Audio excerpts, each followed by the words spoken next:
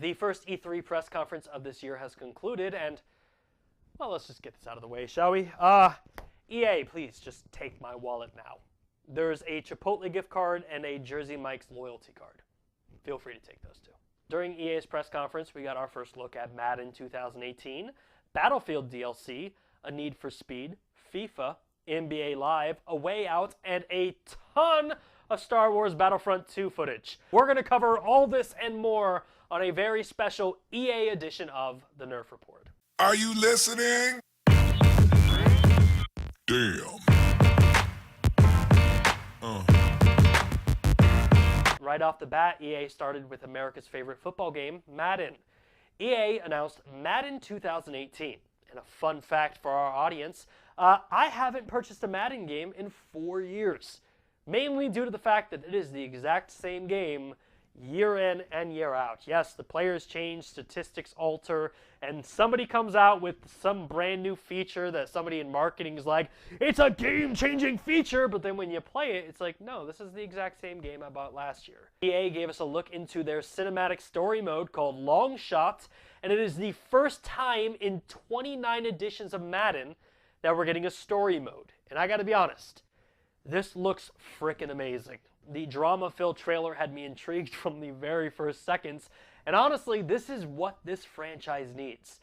For years, WWE, NBA, and FIFA have offered a career mode or a story mode to kind of further your interest into the games, and it's working. I want Madden. I can't believe I'm actually saying this. I'm going to buy a Madden. Madden 2018 will be available on August 27th, 2017 on PS4 and Xbox One devices. And what would an EA press conference be without the 2016 hit Battlefield 1?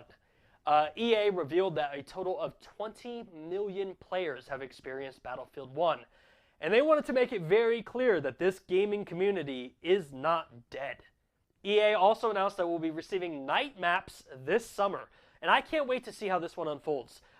There's no night vision in the game that I know of, so it's going to be really strategic, and I can't wait to see how people deal with this. Are they going to be stealthy, or are they literally just going to go balls to the walls and literally charge the enemy base? Yeah, they're probably going to charge the enemy base. There's also new DLC coming down the pipe. This September, we will receive In the Name of the Tsar. In the Name of the Tsar will take the war to the eastern front of World War I. The DLC will include 6 new maps, the Russian army, new weapons and vehicles, along with the Russian Women's Battalion of Death. Personally, I don't know what that is. I'm intrigued, scared, and slightly aroused. I will definitely be purchasing this DLC. If it wasn't for Star Wars, this next game could have easily stolen the press conference. And honestly, it probably stole a little bit of the thunder and hype away from the actual Battlefront game. I can't wait to see more of this. EA debuted gameplay footage of A Way Out from Hazelight Studios, the same people that brought you Brothers.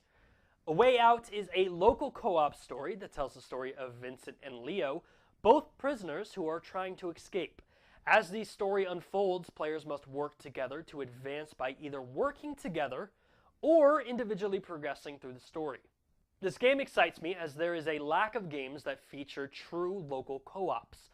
Many times I've invited people over to my house to play video games. However, I start going through my gaming library and I'm like, this is online co-op, online co-op, online co-op. Literally, Rocket League is the only game I think I own that has split-screen local co-op. So this game is very welcome. I can't wait to see more of this. I will probably purchase this, play it with my wife and a couple friends, and share it with all of you. But I definitely want to hear what you guys think about this game too. During the press conference, we received a brief look at Need for Speed, FIFA, and EA's new IP, Anthem. Anthem's official reveal trailer will debut during Microsoft's E3 press conference tomorrow. However, in the small amount that EA shared with us today, this game looks crazy fun. There was a gigantic kaiju looking at this wall that these humans have built. There was this gigantic robot, almost like a Titan from Titanfall, that this guy was getting into. And then there was just this menacing Halo-looking figure that was standing there. First off, if this game involves kaiju, I'm in.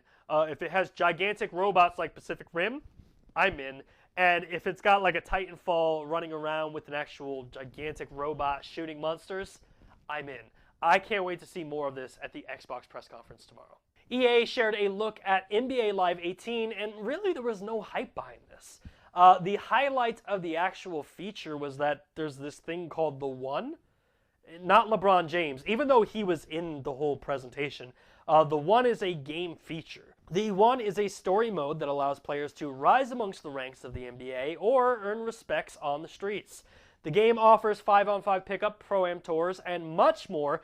And I gotta be honest, this game really doesn't do a lot for me. The last basketball game that I think I played was Kobe Bryant's courtside on N64, and I really have no interest in getting back into it. It's not that I don't think basketball's fun, it's just these games have become way too complicated. I liked it when you pressed A and it shot the ball into the net. But now you gotta use the right stick to dribble, and it's just too complicated. And finally, EA saved the best for last. They debuted 30 minutes of Star Wars Battlefront II gameplay footage. What more could you want? EA announced that Battlefront II will bridge these stories between Return of the Jedi and The Force Awakens. And in a crazier announcement, EA is claiming that Battlefront II is 3 times larger than Battlefront 1. Which I guess I don't understand why I say it's crazy, because Battlefront 1 was really small. Like, outside of DLC, that game was super small, so 3 times that might just be a normal game. During the multiplayer gameplay reveal, we received everything a Star Wars fan could possibly want in a game. We're immediately transported directly into the Battle of Theed. The Separatist droids are fighting the clone troopers in an epic battle, and I have to admit, during the trailer, one of the droids is in the middle of the battle, and there's this vintage soundbite where the droid is like, "Roger, Roger," and a nostalgia bomb literally exploded in my head. I was like, I'm sold.